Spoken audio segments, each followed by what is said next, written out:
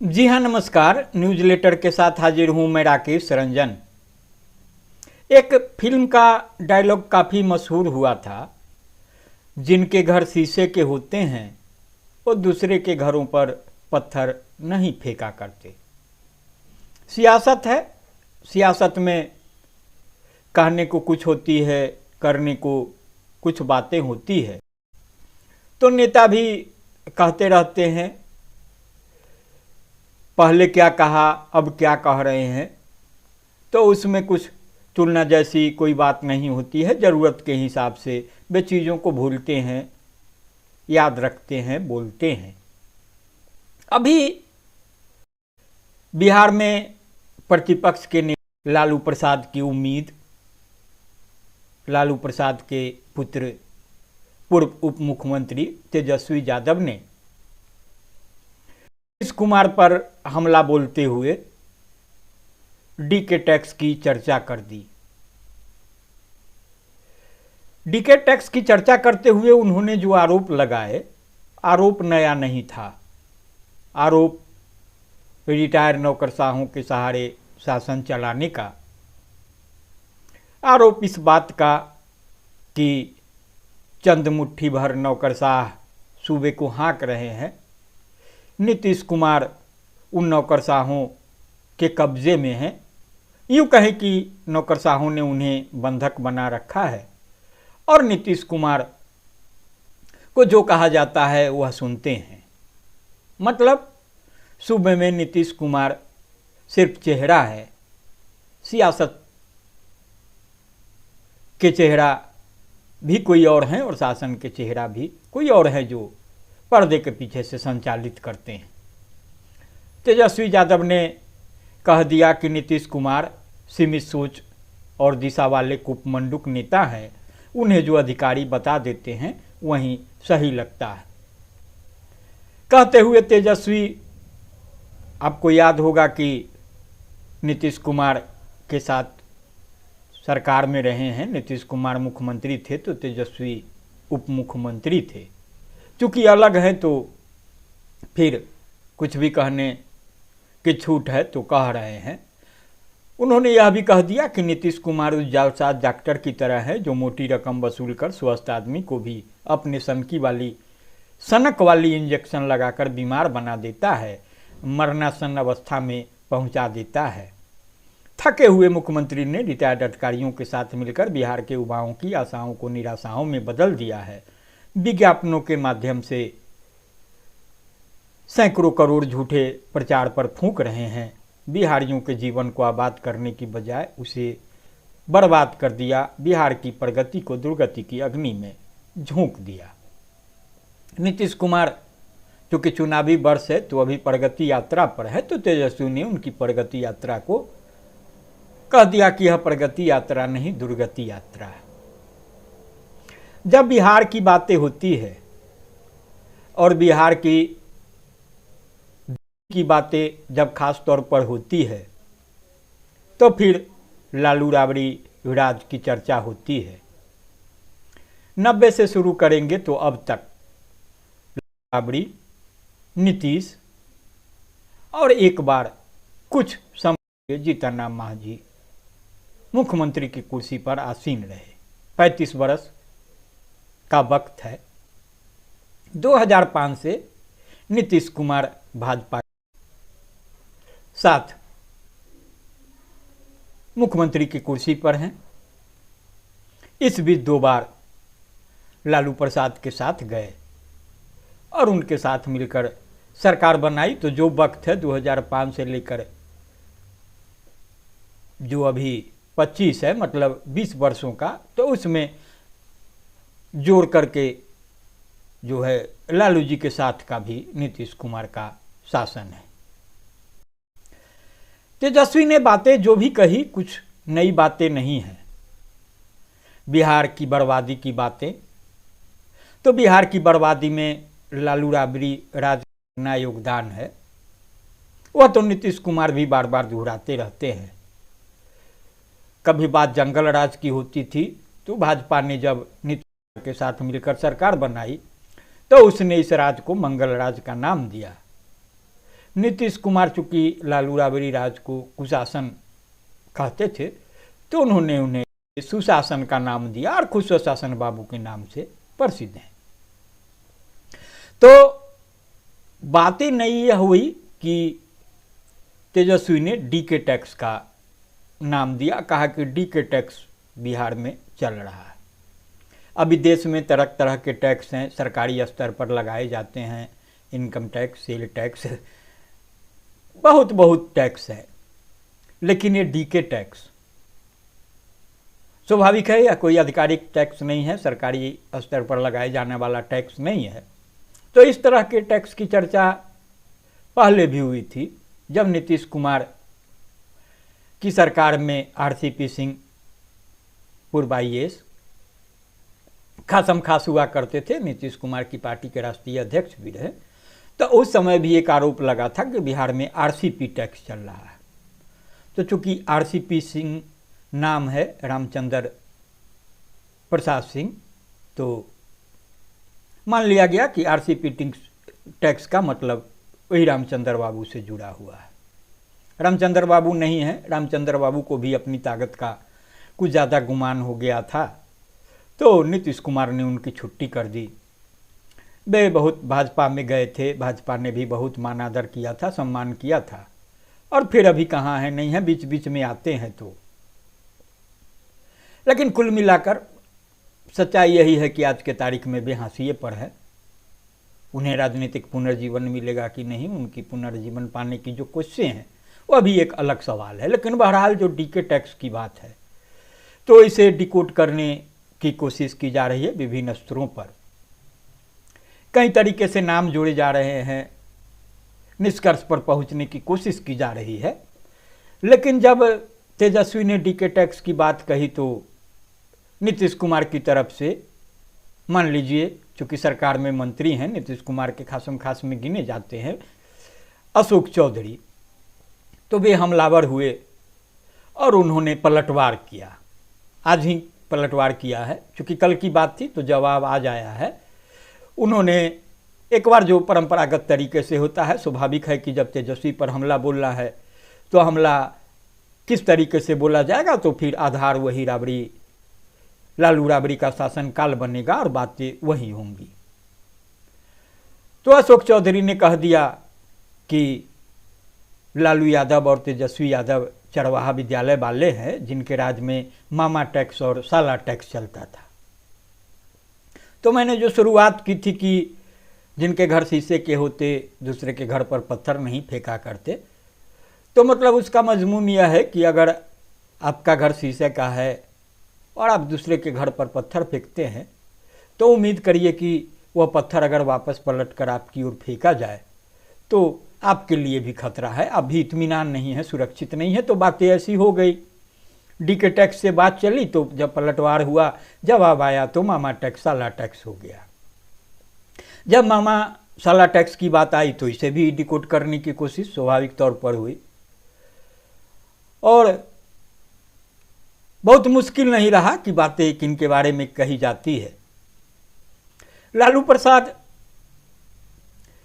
पर एक आरोप यह लगता रहा है कि उन्होंने परिवारवाद को बढ़ावा दिया।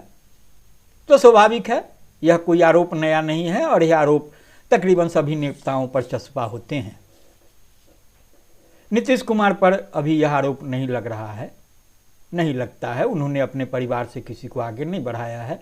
लालू जी का तो साफ है, लालू जी हटे तो पत्नी को बनाया, बेटी को सांसद बनाया, दूसरी बेटी को भी सांसद बनाने की कोशिश की, असफल रहे। 2 बेटे हैं तो दोनों सियासत में हैं, एक मंत्री रहे, एक उप मुख्यमंत्री रहे, एक तो अभी प्रतिपक्ष के नेता हैं।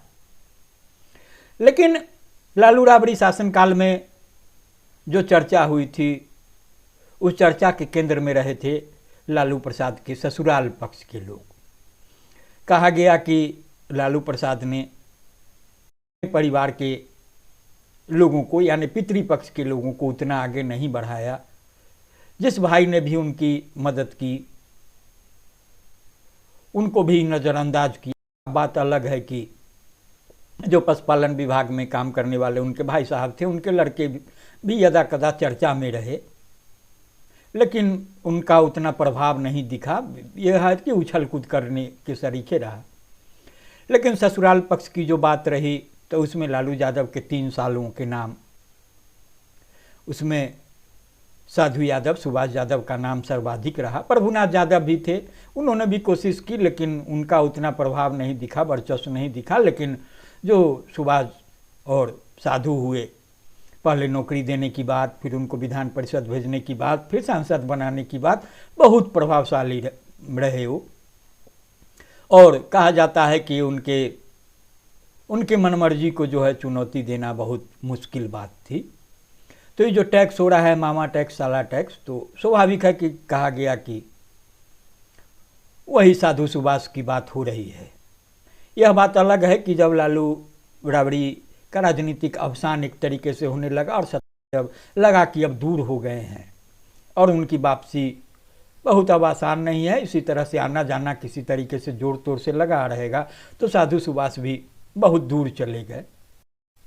तो जो कहा जाता है कि जो ससुराल से ज़्यादा करीबी का जो साइड इफेक्ट है, तो ठीक है, वो लालू जी को भुगतना है, वो तमाम चीज़ें। लेकिन अब साला टैक्स, भांजा टैक्स की चर्चा हो गई, चरवाहा विद्यालय की भी चर्चा हो गई। चरवाहा विद्यालय लेकर के लालू जी आए थे उस जमाने में और बताया था कि देखिए कैसा मॉडल है शिक्षा का। तो ये बातें हो गई। लेकिन जो डिकोड करने की बात है, तो आरोप तेजस्वी ने लगाया है कि नौकरशाह चला रहे हैं और ख़ासतौर से रिटायर्ड नौकरशाह। बातें सही भी है, रिटायर्ड नौकरशाहों की बड़ी फौज है जो नीतीश कुमार के आजू बाजू हैं और महत्वपूर्ण पदों पर हैं, सलाहकार तक हैं, तो जाहिर है उनसे सलाह लेते हैं, तो आरोप लगाने की गुंजाइश है, तमाम चीज़ें हैं। उसमें एक अंजनी कुमार सिंह हैं, उनके बारे में तो कहा ही जाता है कि अंजनी कुमार सिंह सब वही नचावत अंजनी गोसाई। और उसके बाद कहा जाता है कि जो रिटायर अधिकारी की टीम है या अभी जो नौकरी में हैं, वो तमाम अधिकारी किसी न किसी रूप में अंजनी कुमार सिंह के ही साथी हैं, एक तरीके से उनके टीम के हैं, उनके विश्वास पात्र हैं। और अंजनी कुमार सिंह के बर्दाश्त के कारण ही सबों को जगह मिला हुआ है और सब चल रहे हैं तमाम। लेकिन यह भी भूलने की बात नहीं है कि रिटायर नौकरशाहों को जो तरजीह मिलने की बात है और नीतीश कुमार को जो आधार मिला, वह आधार लालू राबड़ी राज का ही तैयार किया हुआ है। लालू राबड़ी राज में अगर तय मापदंडों से अलग रास्ता नहीं बनाया जाता और रिटायर नौकरशाहों को महत्व और तरजीह नहीं दिया गया होता, तो हो सकता है कि सवाल उठते जब नीतीश कुमार रिटायर अधिकारियों को महत्वपूर्ण पदों पर बिठाते, अपने इर्द गिर्द बिठाते, तो विपक्ष की ओर से भी सवाल उठते, लेकिन सवाल उठाने की कोई गुंजाइश नहीं थी।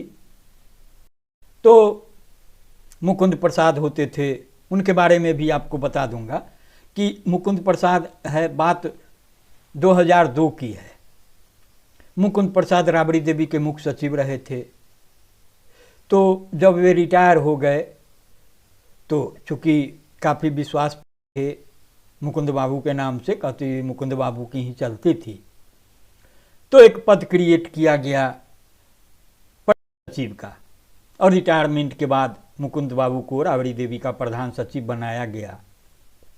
मुख्यमंत्री रहते राबड़ी देवी ने राज्यादेश निकाला था कि रिटायर आईएएस अधिकारी को भी मुख्यमंत्री का सचिव बनाया जा सकता है। तब लालू राबड़ी राज में, जैसा कि मैंने कहा कि मुकुंद प्रसाद काफ़ी पावरफुल आईएएस अधिकारी थे, तो आमतौर पर आईएएस अधिकारी मुख्यमंत्री का प्रधान सचिव होता है।